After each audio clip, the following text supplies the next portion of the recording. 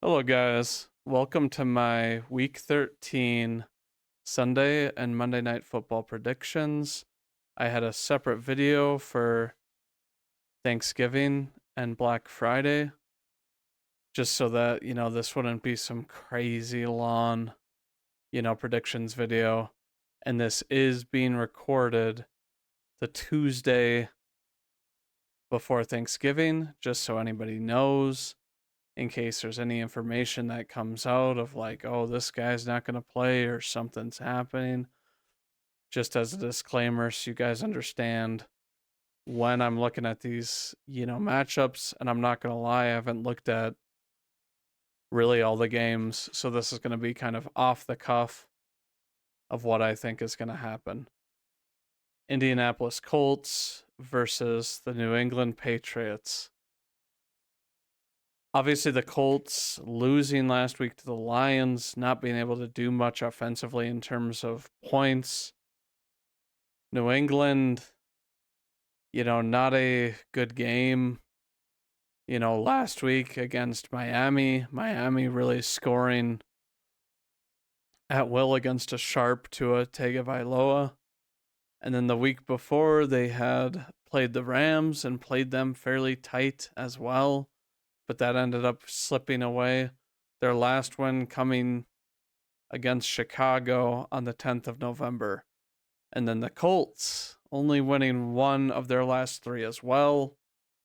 Obviously, it was a tight game with Anthony Richardson's return where they beat the Jets by 1 point. Losing to Detroit, kind of a given. Losing to Buffalo 30-20. They at least put up a fight against Buffalo. I just think that, the Colts are in a situation where they are obviously trying to, develop Anthony Richardson a little bit. I think that he played not terribly against a Detroit team that is very opportunistic and still very good on defense. But the points thing, I think that they really need to be able to lean on the run game, which they didn't really have against Detroit. And New England obviously was torched by an offense that is much greater than your own. So I don't think that, you're going to be able to just outright, score at will against New England. And looking at New England, I like what Drake May has done. I kind of wish he had the whole year of starting at this point, even though he has been getting beaten up because of their O line. I think that Indianapolis is just going to be able to overwhelm New England this game, at least with their rushing attack. I mean, not rushing attack, pass rushing attack. And that's going to be able to create problems for May. I think that Anthony Richardson, obviously the chicken isn't out of the coop on him yet. I think he still just needs to continue to play. But I am going to go with Indianapolis. I just think they have a lot more talent.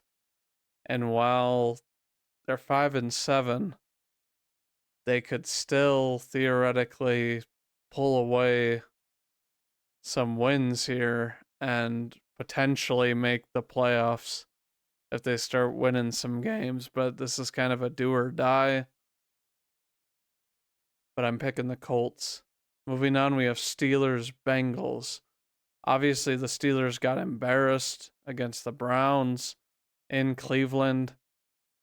A week and a day ago on Thursday Night Football. That game was interesting to me because you think that, Pittsburgh's going to show up with flair against a divisional opponent, but they just didn't play with as much life as the Browns did. The Browns were like, that was pretty much their Super Bowl. Jameis Winston made some nice throws. He did make a mistake. But ultimately, you, as Pittsburgh, you didn't play very well. And now you're going to Cincinnati in a game that is must win for them as well, playing a team that maybe they don't know what they are, and obviously they've declared that Russell Wilson is the definitive starter. But I think that the Bengals are going to be able to just flat out outscore Pittsburgh. Nothing against Pittsburgh's defense, but Cincinnati's been scoring like crazy. And they really do know that it's do or die here. Crazy enough is that Cincinnati is favored. And I think it is just due to the fact that Burrow is playing so damn good. And I'll still say it, I'm not sold on Russell Wilson, especially after last week's performance. I think that he's, due to have some sort of a decline or coming back down to earth or how he, usually plays. But I'm taking Cincinnati in this game. Chargers, Falcons. The Falcons, as we all know, had a very disappointing loss against Denver and New Orleans, in their previous 2 weeks.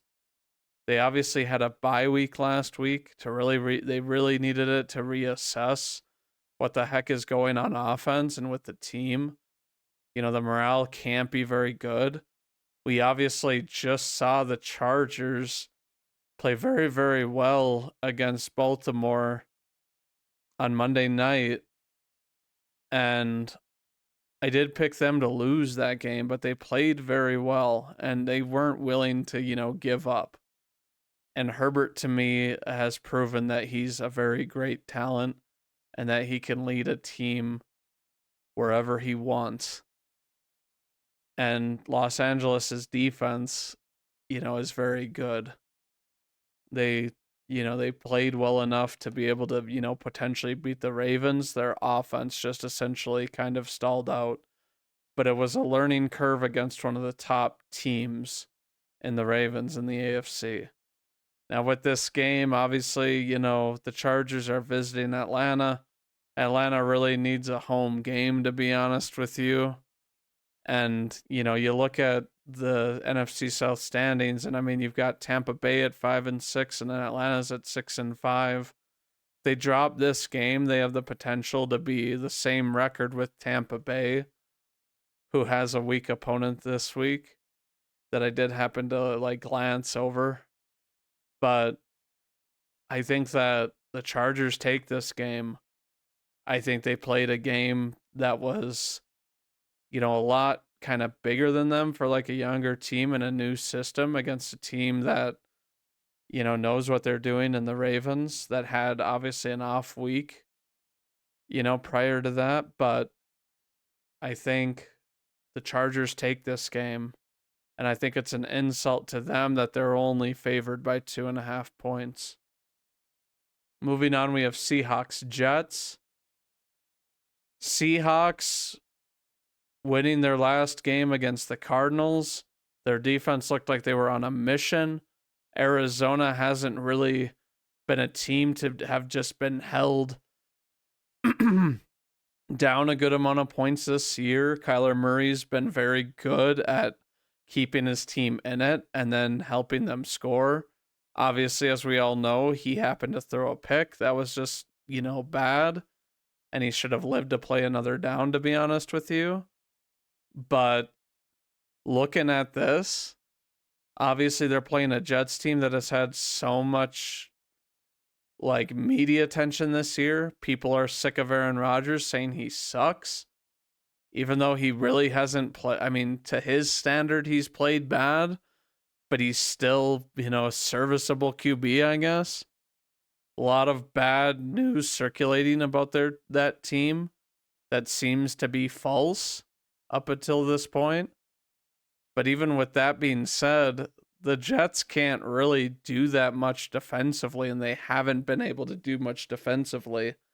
And Seattle has been passing a lot. JSN has really emerged. You got DK Metcalf, Kenneth Walker. Their running attack hasn't been as what you would want it to be. But I mean, Seattle in only favored by 2, which I think is nuts. And then the ESPN analytics favor the Jets for whatever reason, and I'm like, what in the world?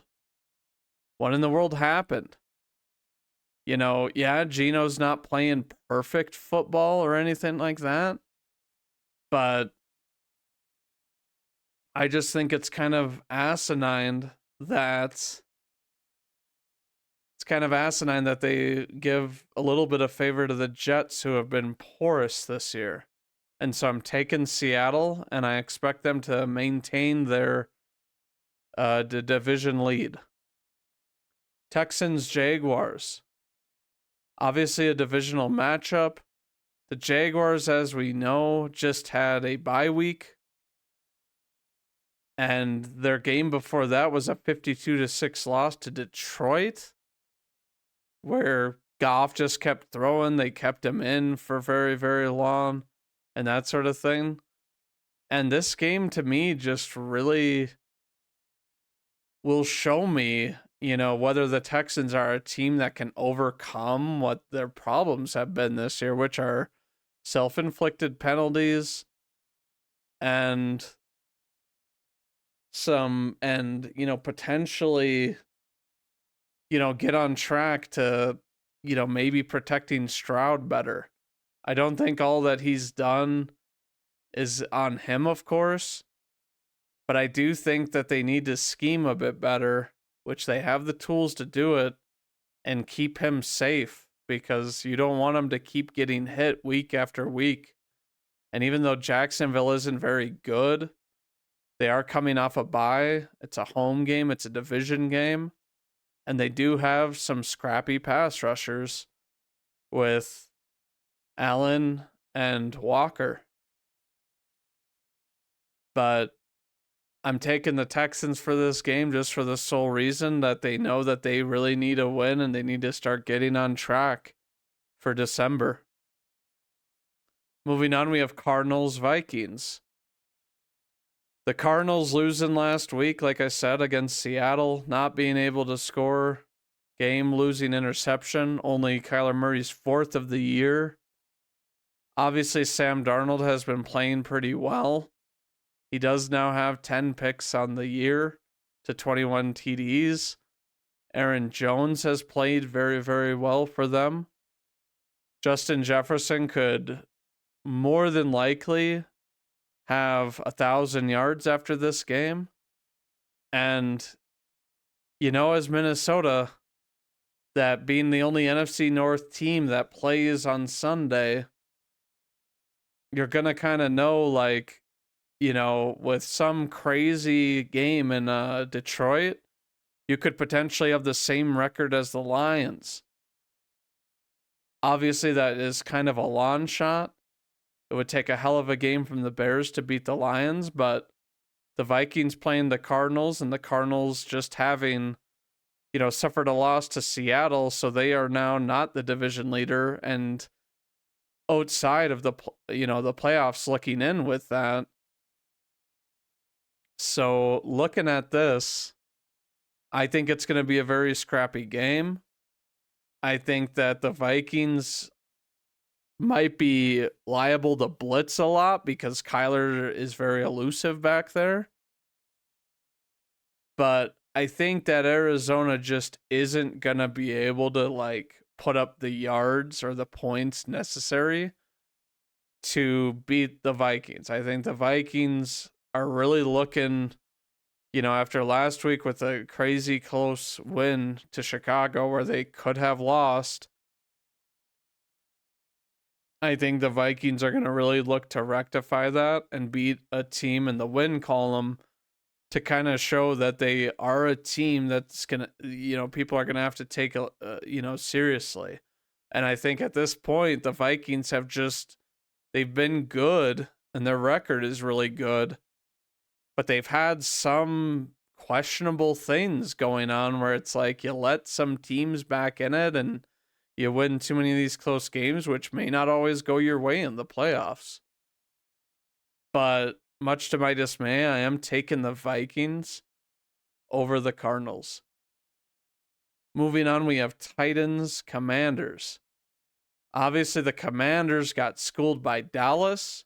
I never thought I would say that. Obviously, the Commanders just bobbled the game and they nearly came back, but then they missed an extra point, which I don't blame I don't blame the kicker entirely. I mean, you're not in the situation if your offense had actually performed the way it's capable of performing. Because it didn't come until there was literally the biggest type of fire lit beneath you to where you are then able to perform and do well. And then you needed, Terry McLaurin to be as scary as he can be by running by a lot of guys and just showing off how much more speed and angles he has over the defense for a TD. So it isn't, super convincing that you almost came back in a way just because, it was blown defense. And you're playing against Tennessee, who just happened to beat Houston. Tennessee, nothing to play for. Still playing and still trying to compete with Will Levis and company. Really banged up in the secondary, though. And you're visiting the Commanders, who are 4-2 at home. I don't think there's much to be said besides, I think that Washington takes this game because it's a much needed win, especially with how the Eagles are reeling, and that you don't want anyone to really come behind you and drop to 7-6, one game above 500 this late in the season. Moving on, the next game we have is Buccaneers-Panthers. Like I just said, the Buccaneers could very well be tied with Atlanta. Obviously, Atlanta holds the tiebreaker, but Tampa Bay, I think, full-heartedly is going to go into this game and they're going to play their butts off with a team they have dominated for years now. Obviously, the Buccaneers schooled a Giants team that ultimately has lost the spirit to play, is kind of the vibe that I'm getting from them because of the management, because of the ownership. Who knows? Maybe the coaching. I think that Dable is still a good coach, but you can only rally your guys over so much and the media news. But obviously, this isn't a game about the Giants. The Buccaneers, obviously with a good amount of weapons, a game below 500, but still very much in the position to go and win the division. They obviously need a little bit of help, but I think that they go in and they beat Carolina. I like what Carolina was doing, but I think that it's going to be hard for Chuba Hubbard to run, for the second week in a row. And I think that Tampa Bay just is such a well-balanced team. And I think that Baker's played so well this year. So looking at this, I'm definitely taking Tampa over Carolina. Moving on, we have Rams Saints. Obviously, the Rams just got absolutely mauled by the Eagles. They looked like they might have been able to potentially keep it close going into the half. But then they give up a huge run to Saquon. First play of the second half on offense for the Eagles. And then there's another one that he runs, down the field to score. And the Rams are obviously in a position to be able to, sneakily come up and take the division. Because the NFC West is obviously wide open at this point. Even though many are saying that San Fran, there's no way they're going to be able to make the playoffs. I don't think anybody knows what's going to happen with this division. And I think that the Rams are going to be able to go to New Orleans and run the way they want in order to win the game. Because I think that New Orleans, while they've had some games go their way these last couple of weeks, and they seem like they have kind of a resurgence after the firing of their head coach, I just think that McVay is going to refuse to lose type of thing, and the better quarterback is going to emerge and win this game for his team. So I'm taking the Rams in this game. And moving on, we have Eagles Ravens. Obviously, the Ravens, as we know, won against the Chargers in a fun game on Monday. And then the Eagles, as we know, dominated the Rams on Sunday Night Football. A game that we kind of knew was decided at one point.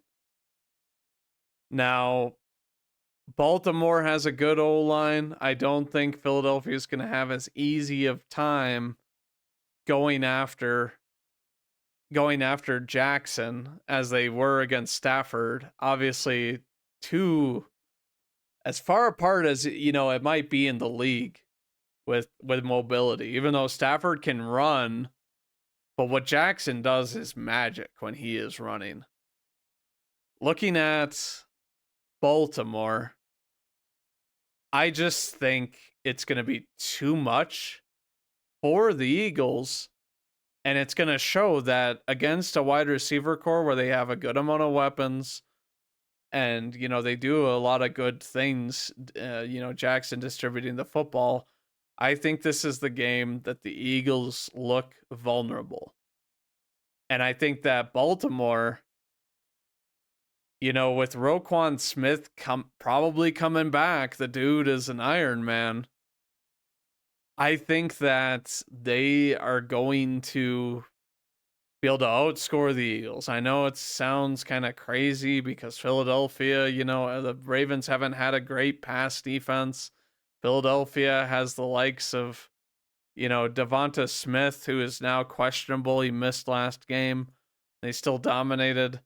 Obviously, Brown, played really, really well. A.J. Brown, doing great things. But I think he went up against a secondary that just isn't, no offense against the Rams, isn't the toughest to move the ball against. They play pretty sound most of the time, but the Eagles just got away with, some really free runs, essentially.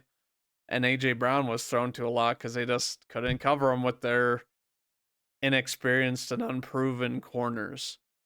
But with this game, I think it does come down to the fact that Baltimore is so much more electric. Philadelphia isn't going to be able to just pass rush like they did against the Rams. And I'm going to take Baltimore, especially in MNT, for this game, over Philadelphia to really prove. And this is kind of the game that Baltimore says, like, hey, we're back. And, we're not going to let Pittsburgh potentially pull away with this division in a statement win. Moving on, we have Niners, Bills. Obviously, a lot of people have said that the Niners season is over. They're obviously 5-6, the same with the Rams, and then the two leaders in the division are 6-5. Obviously, all of the same amount of games to play remaining, no more buys. This is kind of the game that people are saying is gonna, get the Niners. And, obviously they play the Bills this week, followed by Chicago, who's a team that they could still beat, followed by divisional opponent Rams, the Dolphins, Detroit, which we all know is going to be a buzzsaw more than likely, and then Arizona, the final week of the season. So who even knows really how many of those games would be required to make it? But the Bills and the Lions look like sure losses, leaving them with, a probable 8 losses on the season, meaning their best record could be 9-8 if they win every other game. But Buffalo, obviously, having beaten Kansas City, they need Kansas City to still lose one. But they have a lot of home games at the end of the year. They are 5-0 at home through 11 games, meaning they have a good amount of more home games at the end of the season. which is good for them in the cold weather and the brand of football they play. But they are obviously on a huge win streak, and it definitely doesn't end here. I'm taking the Bills. Now, the final game of the week, we have Browns visiting the Broncos in Mile High. Obviously, Bo Nix has been talked about now being potentially the one that's running away with the Rookie of the Year. The Browns have, nothing to play for, like a number of other teams at this point. And they just came off an impressive win off of the Steelers, a game that I don't think, even myself in my prediction, I was saying that, like, I'm trying to find a reason to be optimistic. Now, Bo Nix is very smart with the ball. I think if the Browns play to their caliber where Myles Garrett is getting, rushing attack on Bo Nix, I don't think he's going to throw a pick. I don't think he's going to panic. I do think it can be an issue. I think that Bo Nix is protected pretty well, but the way that Garrett played, it was like when he could not be blocked, and he just essentially sacked at will. I can't remember if that was last year or the year before. He's obviously been a sack machine his whole career. But looking at this game, I think the Browns are going to have to run the football.